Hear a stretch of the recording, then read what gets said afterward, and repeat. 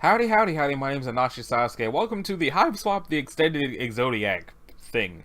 There's two reasons that I'm on this website right now. The first one is, someone had suggested to me that I look at the extended Zodiac, and I wasn't sure how to go about it because I thought that you were only able to just take the quiz. I had not scrolled down far enough to see that you can just look at all of them. The other reason I'm doing this is because I was asked to do Act 8 of Homestuck, the fan-made act on the Microsoft Paint Fan Adventures website. I went there. I started it. I actually had a recording going, but I can't do that to myself. It is by far the cringiest thing the fandom has ever confronted me with. I am aware of many of the things that are why the internet does not like the Homestuck fandom. Trust me, I'm aware of them. I know many people who wouldn't stop trying to tell me about it. But Act 8 is one thing I cannot do to myself. The person who recommended it to me, I can only imagine they read it, and they probably know what I'm talking about, but they probably don't know why it's so cringy to me. Basically, it's that I assumed that as an Act 8, it was going to be an act about things that, like, maybe the characters did after the end of Act 7, or maybe it was dealing with the fact that they still had to go fight Caliborn after the end of Act 7. Nope. Between how they handled the end of Homestuck in Act 8, how they were handling it happening in the first place, and specifically, what made me stop was how they handled Vriska versus Lord English, which was my breaking point. I can't do that to myself. So I apologize to the person who asked me to cover Act 8 of Homestuck. I apologize to anybody who saw, like, the few people who saw my update video earlier last week about that. I just cannot do that to myself. So, that being said, I went back to this website because I was thinking of seeing if it were possible to cover this at all. And here we have, introducing the extended Zodiac, an updated astrological profile for an expanding world. Unlike the traditional Zodiac, this system takes into account certain features of your personality and perspective, rather than simply the day you were born. By taking the test, you may determine which of the 288 signs below is your true sign. And I thought that was all this website had.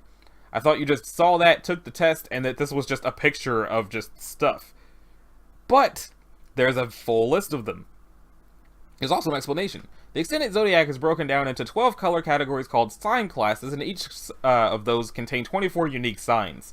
In order to discover your true sign, you must identify 2 additional qualities about yourself, which are unique to the extended Zodiac. The first is your lunar sway, a designation which says things about your perspective on life. There are 2 possibilities for lunar sway. The second is your aspect. The second is your aspect, the ruling force over your personal narrative. Think of it as the source of your power, the way you move through the world. There are 12 possible aspects. Lunar sway and aspect are assigned based on your character traits and tendencies, and in order to determine yours, you will need to take a couple of brief personality tests. You will then be assigned or identified by one of the 288 signs of the extended Zodiac. Your true sign will include a much more specific and personal astrological profile than your birth sign alone conveys. So, there's the test for that, and there's also Zodiac stuff you can buy, and then an ad for Zodiac that has nothing to do with this website, but that's just how Google do. So, as I said, and as it said multiple times, there are 288 of these. And if you view the full list, there are indeed 288 of these. Now, looking at it, I'm not sure how to handle this, because again, there's 288 of them. I was thinking maybe just do a few and then stop, and then just have the one episode, or do multiple and just have multiple episodes. It looks like it's sectioned off in just the right way that I probably can do multiple episodes just of how it's already put together. There's rust signs, bronze signs, gold signs, lime signs, olive signs, jade signs, teal signs, blue signs, indigo signs, purple signs, violet signs, and fuchsia signs. So it breaks them all up by color rather than by actual Zodiac. And also that, like, the Zodiacs are already in them. which is interesting to me. So, I was initially going to ask if you think I should cover the whole thing or not, but due to the fact that I'm not doing Act 8 anymore, and I need something to fill the gap where Act 8 was going to be, I'm probably going to cover the Extended Zodiac now, just because of that. Again, apologies for not covering Act 8, I can't. So let's start with Aries. Does it open a new window, or did... oh, it just... I think I do have to open a new link. So, True Aries. Sign of the Excavator. If your true sign is Aries, then it is the same as your traditional Zodiac sign, but in the Extended Zodiac, Aries is just one of 24 signs under the Rust sign class. If this is your true sign, then it means your affiliation with the Rust sign class is even stronger than you thought. To distinguish your traditional Zodiac sign from your Extended Zodiac sign, you may refer to yourself as a True Aries. If your true sign is Aries, then you possess the unique combination of qualities held by all Rust signs, Dream Dursers, and Timebound. So the sign class is Rust. Adventure motivates Rust signs more than anything else. They crave new experiences. The wilder and farther from home, the better. They are confident and energetic, ready to face the unknown. This dynamism makes them great leaders, but it can also make them foolhardy. Often, they don't possess the level of caution that they should for someone so willing to jump into new things. Their willingness to trust can get them into trouble, but they are also incredibly resilient. Their ability to bounce back from trauma and injury leaves them as the toughest sign class on the spectrum. Rust signs make great friends and traveling companions, but they can also be selfish and quick to anger. If what they deem to be an acceptable level of excitement isn't happening around them, they have a tendency to try to stir some up. They love the drama.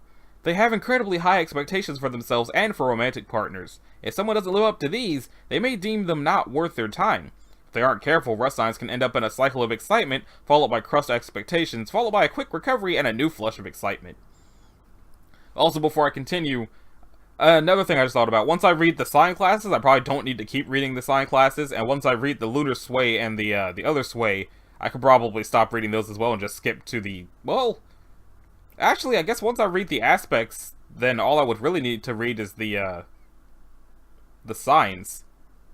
So, once I read the class, the sway, and the aspect, I'll read the aspects when there's new aspects, but I won't have to read the sway or the class again until I get to the next one. So, sway. Durst dreamers have personalities marked by a distinct and restless skepticism. Whatever their waking circumstances, chances are they will live in a state of dissatisfaction. Rebellion is in their blood, manifesting whether they are fighting back against a fascist dictatorship or the most recent trend in casual footwear. Durst dreamers are cerebral and self-aware. They have a far better grasp on the landscape of their own minds than on the world around them, which they can find alienating and confusing. But as so much of their identity is built on control, they will do their utmost to hide any insecurities, often with false humility or self-deprecating humor. They may be inflexible and pessimistic, but they are also great problem solvers, facing conflicts head-on with shrewd, calculating minds. They see one true path among an infinite snarl of wrong ones. They tend to be introverted, but if you win their trust, Durst dreamers are extremely powerful allies. However, they find sincere vulnerability difficult and will often keep people at arm's length. Letting go and living in the moment is hard for a Durst dreamer. They constantly look toward the future and analyze the past. And then there's the aspect of time. Those bound to the aspect of time are fighters, full stop. Their lives are often marked by struggle, not so much because fate has it in for them, but because they are fundamentally incapable of just accepting things as they come. They value action over passive acceptance, even if that may not be the wisest or safest choice. Don't try to tell a time-bound to sit still and look pretty. They are very goal-focused and tend to value the destination over the journey. You won't find them making that journey in any traditional sort of way. To quote cheesy posters found on many a guidance counselor's wall, impossible is just a word. If you need a miracle, they are who you call. At their best, the time-bound are empathetic and relentless problem solvers. At their worst, they are ruthless, defensive, and impulsive. So, that covers True Aries, which is what Aradia is. And now let's check out the Arskis? So we'd just be reading about their aspect and their, the sign. The sign of the Pilgrim. If your true sign is Arskis, let's see, Arskis, then you possess the unique combination of signs held by, qualities held by Rust signs, Durst dreamers, and Life-bound. So we already know about Rust, we already know about Durst. Life. Those bound to the aspect of life are the universe's healers. They are concerned with the betterment of themselves and those around them, as well as the onward march of positive progress. Deeply empathetic, they have an intuitive understanding of others' suffering and the best way of righting those wrongs. If you're poisoned, chances are the lifebound have something for what ails ya. This applies to both physical and mental suffering, though it may not be the cure you'll like. They also have a tendency to put others' needs before their own, which never ends well for anyone because a lifebound can grow bitter if they feel their own self-care has to be shunted aside.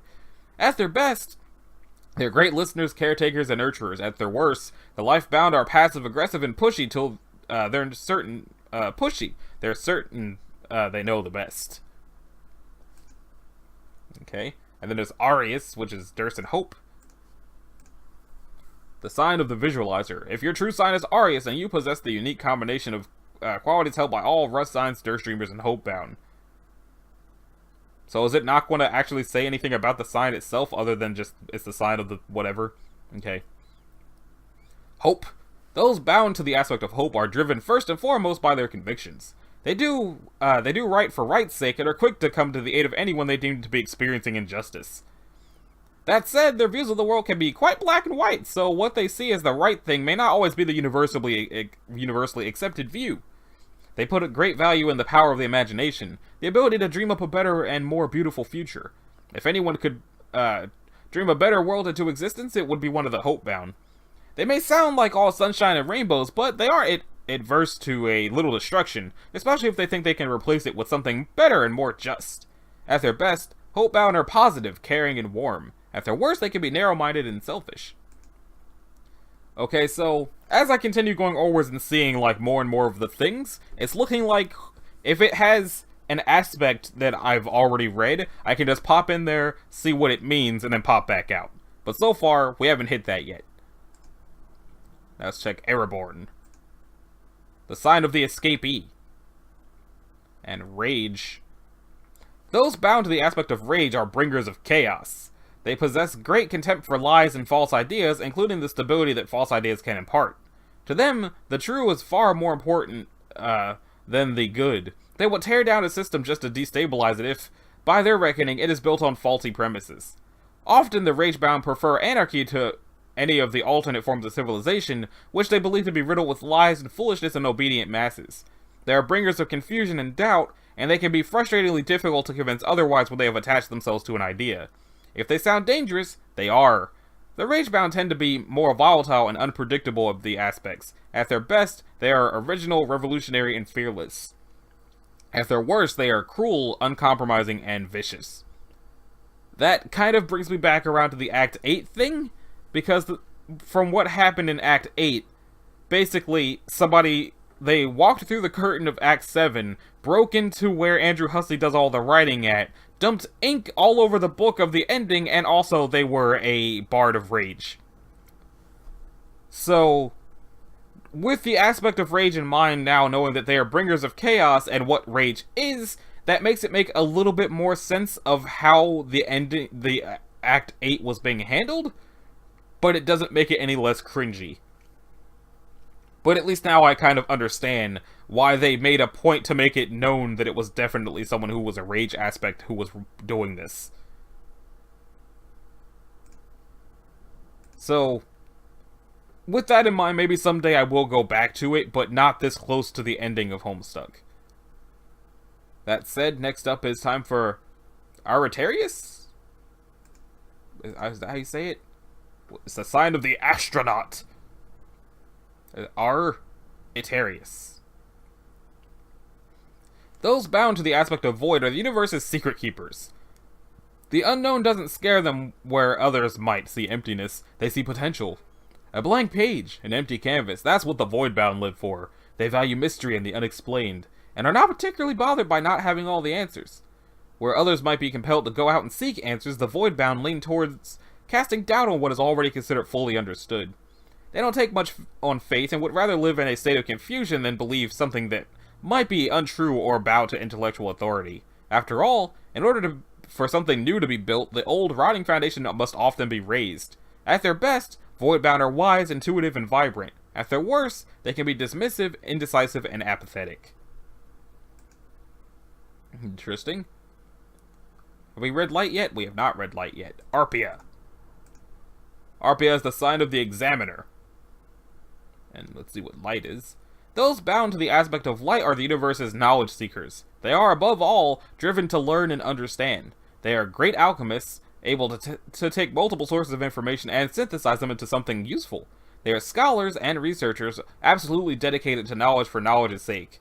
They are the ultimate students, and although that might conjure up the image of people sitting around peacefully waiting for knowledge to be brought to them, that couldn't be further from the truth. The Lightbound will go after knowledge with a fierce intensity that others may find distasteful. They aren't overly concerned with laws or norms either. They often take rules as simple suggestions instead searching for loopholes or workarounds. At their best, the Lightbound are resourceful and driven. At their worst, they can be fussy, pedantic, and insensitive. Next up is Arza, which is mind. The sign of the inevitable. Arza. That's a pretty symbol. Reminds me of the Heartless symbol from Kingdom Hearts. Yeah. Those bound to the aspect of the mind are, you guessed it, the universe's great thinkers. But don't for a second think that means they have all the answers. They are very concerned with remaining rational, and they have such a firm hold on the constant conjunction of their thinking that it's easy for them to see the multitudes of the choices laid out before them, which often leaves them frozen and unable to act. That said, when a mindbound finally launches into action, they can execute a plan with unbelievable grace and precision. Their identity is fluid. It can change from day to day, from thought to thought, from interaction to interaction. Remaining logical is more important to them than building up a solid foundation of self. At their best, they are great innovators, architects, and creators. At their worst, they can be nasty, inflexible, and indecisive. Interesting. And that brings us to space! We've done space yet. The space, heart, blood, doom, breath, and then it loops again. Okay. Mind, space. Artica, sign of the Trailblazer. Artica. Those bound to the aspect of space are, as the name suggests, concerned with the big picture. They are patient, masters of the art of wait and see, and are inclined to take things as they come. That isn't to say that they're pushovers or willing to let injustice slide. They just choose their battles wisely, understanding that sometimes you have to let something burn to the ground in order to build it back up better and stronger than before. To this effect, they tend to be innovators concerned with creation and redemption. For them, recycling the old to make the new, the fresh, and the beautiful. Catch them, recycling the old to make the new. For the spacebound, the journey is as, if not more, important than the destination. How they do something is as important as what they do. At their best, they are steady, impartial, and creative. At their worst, they can be detached, apathetic, and vague. Okay, so that brings up to Artigo! Sign of the Lost. That looks like, the female reproductive system. It's a little bit, like, I don't know all the names of it off the top of all the, like, the names of the things. I don't want to try to name them and sound stupid. But it reminds me of the female reproductive system. So, sign of the Lost. Those bound to the aspect of heart are very concerned with their favorite subject, themselves. It wouldn't be a stretch to call them self-obsessed, but not necessarily in a negative way. They simply want to understand the one thing we are all stuck with for our entire lives, i.e. our own mind. Forging an identity is extremely important to the heartbound, and every decision and action goes towards building a coherent narrative of their own story. That isn't to say heartbound don't care deeply for their friends and allies. They just have a tendency to assume that everyone is as concerned with identity as they are.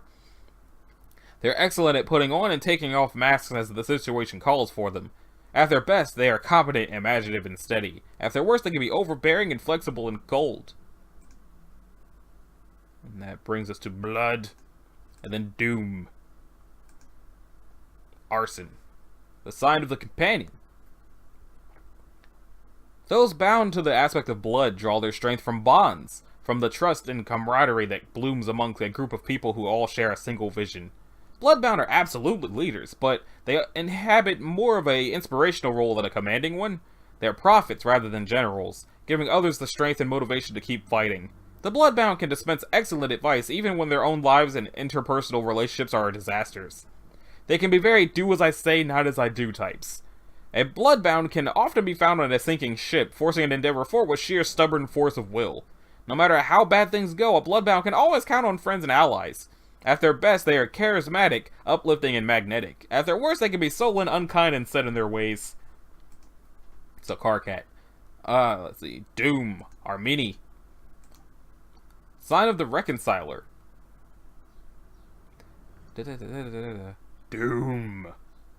Those bound to the aspect of doom are fate's chosen sufferers. It may not sound like an overly pleasant aspect to be aligned with, but it does come along with great wisdom and empathy. The Doombound understand that misery loves company, and they are ready and willing to provide said company. The Doombound won't fix you. They aren't healers, they are commiserators, aware that sometimes the only thing you can do for a person is let them know that they are not alone in their suffering. They are not the advice friend. They're the friend you go to when you need to vent about a rough day at work. They're not necessarily noble martyrs either. The Doombound can become quite irate about their lot. At their best, they are wise, kind, and non-judgmental. At their worst, bitter, resentful, and fatalistic. Let's see. Was anybody Doom in Homestuck? I remember seeing the symbol, but I don't know if we actually saw anybody be actively Doom. Now it's time for Arun, which is breath.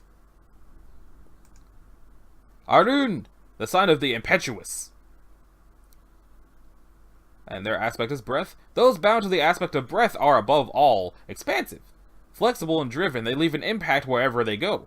Like the breeze itself, they are able to sweep others up to carry along in their wake, but also like the breeze, they can be difficult to catch hold of or tie down. Although breath-bound do make very good leaders, breath tends to be a very personal aspect. Often heroism comes along as an offshoot of them pursuing their own personal stories.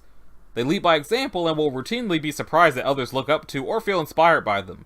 They have a tendency to underestimate themselves and not always out of poor self-esteem. They were just doing their own thing. At their best, breathbound are motivated, adaptable, and forward-thinking, but at their worst they can be volatile, avoided, and gullible. So it looks like when the looping starts, it's looping and also becomes prospect. So let's check out what the prospect was, and then we can just move along quickly. Arist. Sign of the headstrong. If your sign is Arist, then you possess the unique combination of qualities held by all Rust signs, Prospect Dreamers, and Timebound. So Prospect. Marked by a flexible optimism, the personalities of Prospect Dreamers are reactive and intuitive. They naturally exist in the present rather than look to the future or obsess over the past. When making decisions, Prospect Dreamers tend to rely on gut instinct and whatever emotions they are experiencing at the moment. This makes them quick to act and reliable in a crisis, but it can also make them capricious. They have trouble thinking things through, and their feelings towards specific situations and decisions can change from day to day. They solve problems with creativity rather than cold logic, often seeing multiple options with ease and clarity. Because they generally take things as they come, Prospect Dreamers are less rebellious than they are adaptable. Instead of struggling against authority, they will find a way to coexist with it. Possibly because they are so instinctual and flexible, they like having a defined set of rules, a safety net for their passionate lives. Naturally trusting, they will have trouble with deception or hiding their true selves, and will often worry about what others think of them. The self they project into the world is often not under their control. Interesting.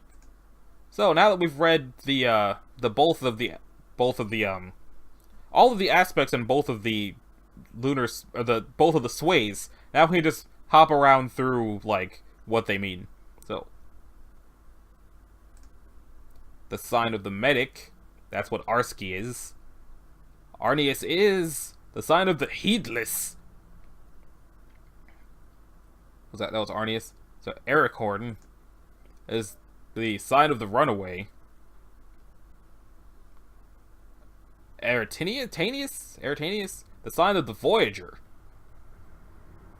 Arpio, the sign of the seeker. I like that song. It's a good song.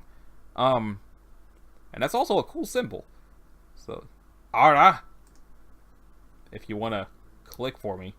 The sign of the wayward. Looks like it's somebody squatting like, just do it! So they're mind-bound. And then we actually have Artiga, which is the sign of the zenith. Doesn't look like a horse. Arlo, which is the sign of the mirage. Arsur, which is the sign of the officer. That looks like, I want to say spades from a suit of cards, or I don't know the terminology for cards. I just know that they're called cards or decks. but I think that looks kind of like a spade. Armino. Wow, that reminds me of the axe staff thing the Gold Ranger had in Power Rangers Zeo, and that's the sign of the static, and it's doom. And last but not least for the Rust Bloods is Aris, which is the sign of the Wanderer. Would the mayor be Aris then? Well, I don't know what color he bleeds. I probably should know what color he bleeds, but I am not currently 100% sure what color the mayor bleeds. But he might be Aris. He's got that wandering going on. I guess if the name ends with us, then Prospect Breath. But then that doesn't mean he'll be a wanderer. I don't know. In any case, that about does it for this episode of Let's Read the Extended Zodiac. I'm not going to give it its own playlist. I'm just going to cram it into the Hiveswap playlist, like I've been on everything else that says Hiveswap on it. Look, it says right up there, just Hiveswap. So, if you liked it, I guess a like and a subscribe will be groovy. If you didn't, you'll need to do either one of those things. And in the next episode, we're going to cover the bronze signs. Probably going to read through the sway and the aspect again for the first time through them, just so that the episodes don't end up being like 3 minutes long for everything. With that being said, I'll see y'all in the next one. Later.